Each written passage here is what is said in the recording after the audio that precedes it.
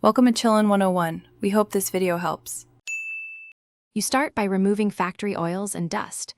Wash the pan with hot water and mild soap, scrub gently, then rinse. Once done, dry it thoroughly with a clean towel to avoid spotting. Next, apply a thin layer of a neutral oil to the cooking surface. This primes the steel and helps heat transfer. Heat the oiled pan over medium for a few minutes until the oil shimmers. Make sure to let it cool slightly before wiping excess oil with a paper towel to finish. You now test heat responsiveness and nonstick behavior. Heat the pan on medium and perform the bead test. Sprinkle 1/2 cup water.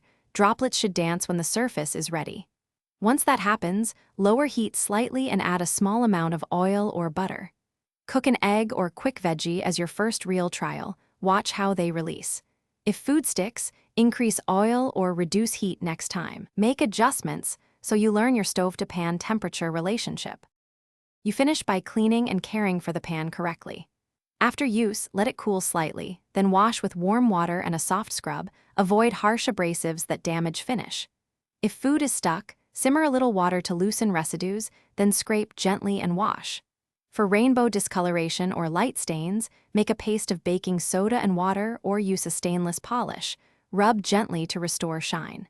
If persistent sticking continues, re-season with a thin oil layer and repeat the bead test.